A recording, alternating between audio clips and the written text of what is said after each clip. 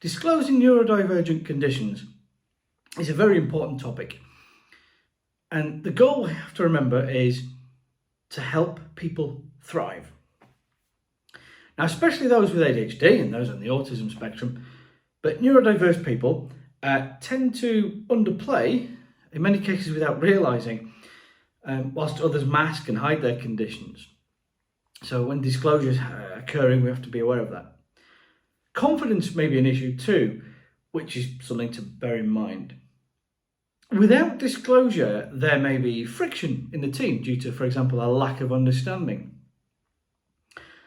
Disclosure of a neurodiverse condition is a very difficult step for your colleague, and they will be worried about what happens to the information once it's served. For example, are they going to still get that promotion? Are they going to still have a job, let alone the promotion? And not all disclosures are equal. Remember that some people may not wish to disclose, while some others may not know how to disclose. Of course, some people may want to tell you everything about their condition, and others will only want to tell you selected information. Now, a third party who has the conditions can help mediate such thing as a planned disclosure to ensure that the pace is at the colleague's control and pace, to ensure there's trust between that colleague and the organisation, as well as the team too. Now, also consider a specialist coach to help with this planned disclosure, and so also to assess reasonable adjustments, because their effective implementation is key and they need to be tailored. The coach can then, with this knowledge, help you with this tailored plan of adjustments and help to action them. With this, your organisation will learn more about what you can do, widely within the organisation for the neurodiverse, and of course, therefore, be more inclusive.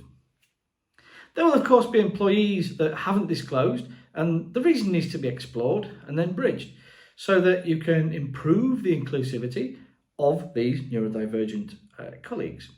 Of course, some may not always have a diagnosis too. They're neurodiverse, but they don't have a diagnosis.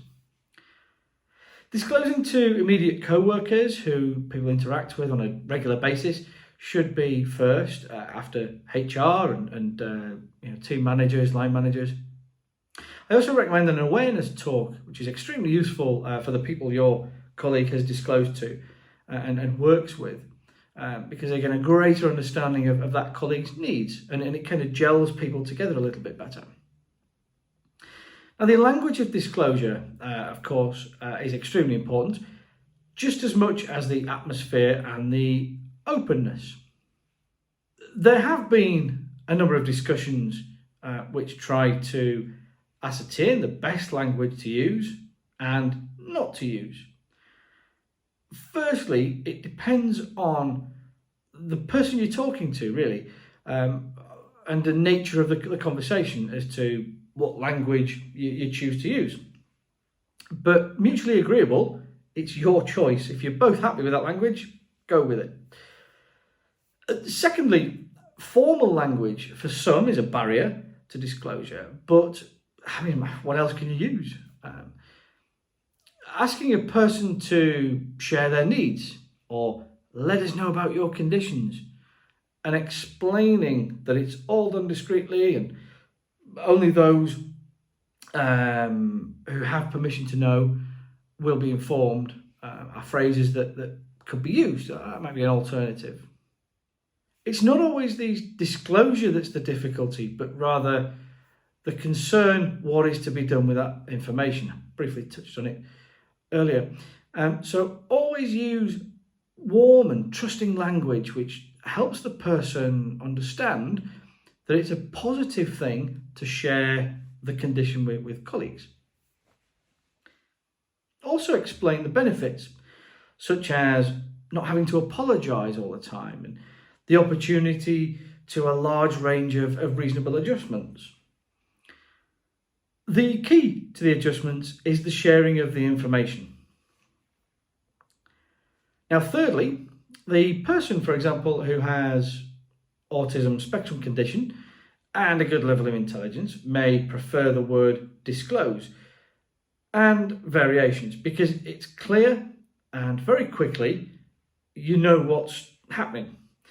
This can also be true of people with ADHD because the brain is too busy to try and have to translate and find meanings and new words and language. Not everyone with ADHD and autism likes the word disclosure though. With ADHD and ADD, the brain is programmed for solving a crisis and so therefore needs short, sharp information in many cases, and it must be logical. Now, personality, of course, education, any bias, intelligence, the condition, of course, all contribute to the language preferred. But the language is less important than the trust between the organisation and the applicant and colleague. With that trust, you can engage in the process of planned disclosure and help the person thrive without feeling like a burden.